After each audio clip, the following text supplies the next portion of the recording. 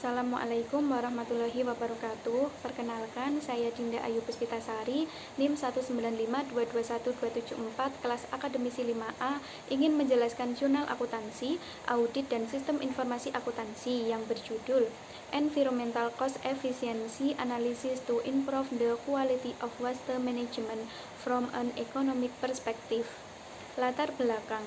Di Indonesia, peraturan lingkungan dilaksanakan melalui Undang-Undang Nomor 32 Tahun 2009 tentang Perlindungan dan Pengelolaan Lingkungan Hidup dan Peraturan Pemerintah Nomor 27 Tahun 2012 tentang Izin Lingkungan.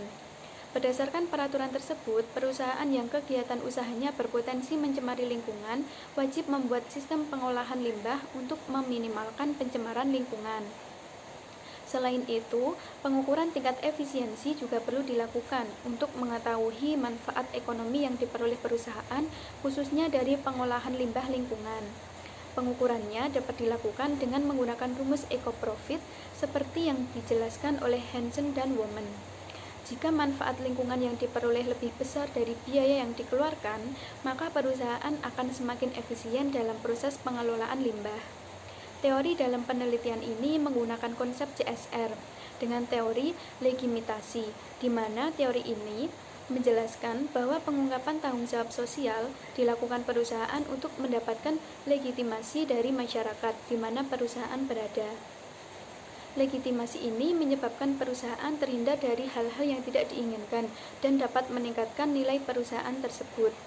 Data yang digunakan dalam penelitian ini adalah CV Kokidi Sejahtera Printing pada periode semester dari tahun 2017 hingga 2020. Pengumpulan data digunakan dengan observasi lapangan perusahaan, proses wawancara, dan dokumentasi.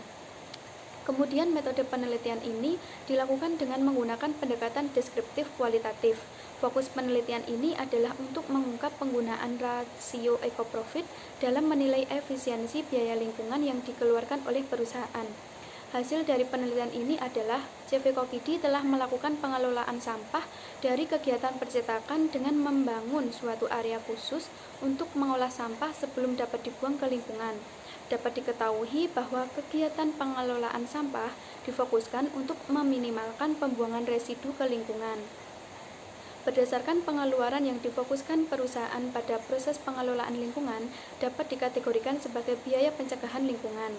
Dengan menganalisis hasil perhitungan rasio, dapat diketahui bahwa perusahaan memiliki nilai 0 pada setiap semester.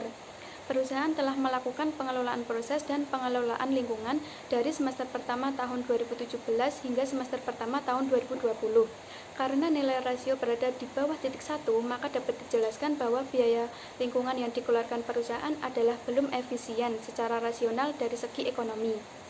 Implikasi pada penelitian ini adalah mengenai pentingnya penerapan akuntansi lingkungan seperti mengembangkan prinsip 3R, reduce, reuse, dan recycle, sosialisasi kepada masyarakat baik secara langsung maupun melalui media sosial lainnya, serta penerapan aturan perlindungan lingkungan dari pemerintah. Terdapat beberapa keterbatasan mengenai fokus dan ruang lingkup penelitian ini, yaitu 1. Penelitian ini hanya berfokus pada satu aspek, yaitu penggunaan rasio eco-profit untuk menilai efisiensi biaya lingkungan. 2. Ruang lingkup penelitian ini hanya satu perusahaan, yaitu dengan harapan penelitian ini dapat membantu perusahaan atau perusahaan di tingkat CV. Sekian yang dapat saya jelaskan. Apabila ada salah kata mohon dimaafkan.